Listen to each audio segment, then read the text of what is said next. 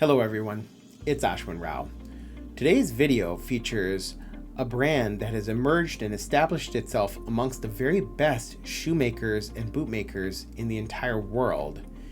This is a brand that hails out of Bandung, Indonesia, and has made a name for themselves making incredibly crafted, near bespoke level classic men's shoes.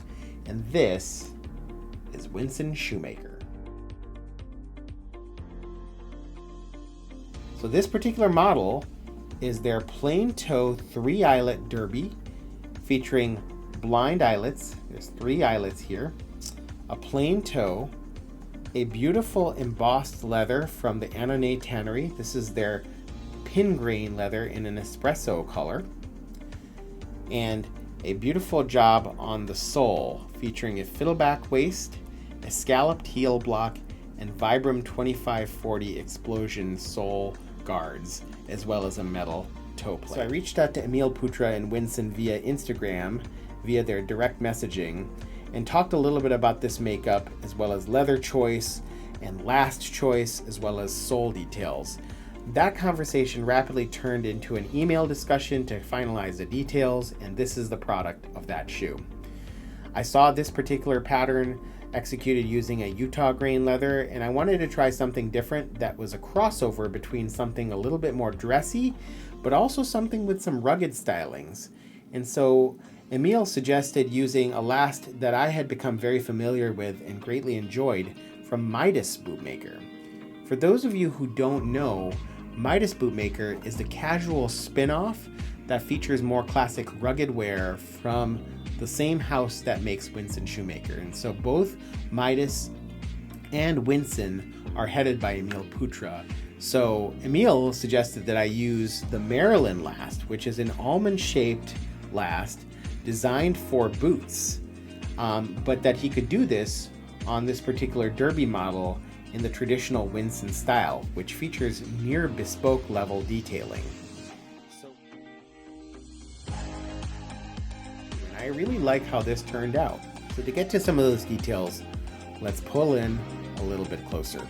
So first off, this is a hand-welted, hand-last, hand-stitched shoe.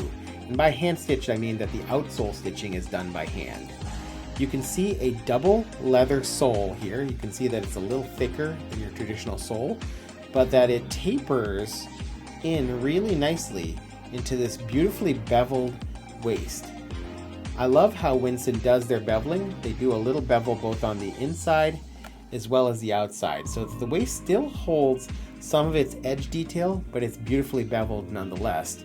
And you can see here a fiddleback design to that waist as well. So this is a beveled edge with a fiddleback waist.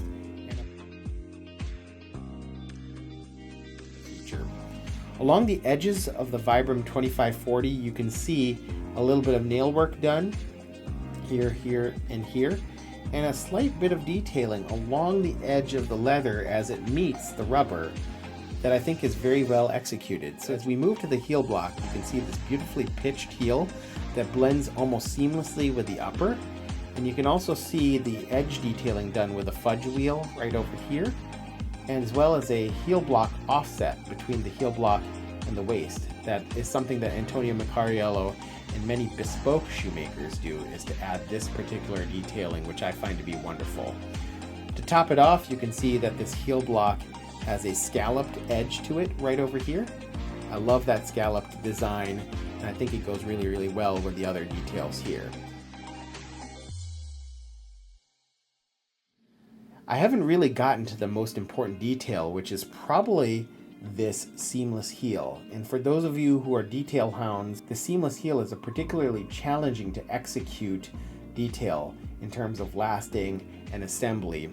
Think about this shoe as essentially 2 pieces of leather, one in the front of the shoe and one in the back of the shoe, clicked together in the middle to make the entire upper. So this entire upper is essentially 2 pieces of leather, one for the front and one for the back. And see that there is essentially no errors in the lasting process, no unusual strains or stretches, a more prominent grain structure along the vamp, and a slightly more stretched tip there that allows the toe to be burnished a little bit or waxed well. And so I love that little design that you can see both there as well as on the heel block, where the leather is stretched to remove some of that embossed grain and to provide the opportunity for a higher shine. Other subtle details include the double row stitching along the side paneling here, as well as the single row stitching along the facing here, as well as along the collar. You can see right along there.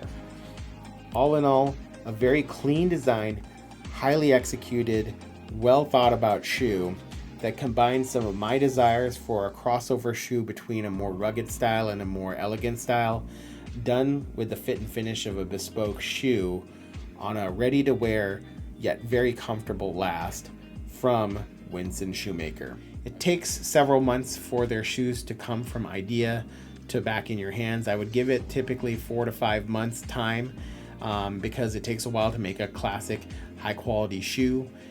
They really take every attention to detail. They're constantly improving as shoemakers.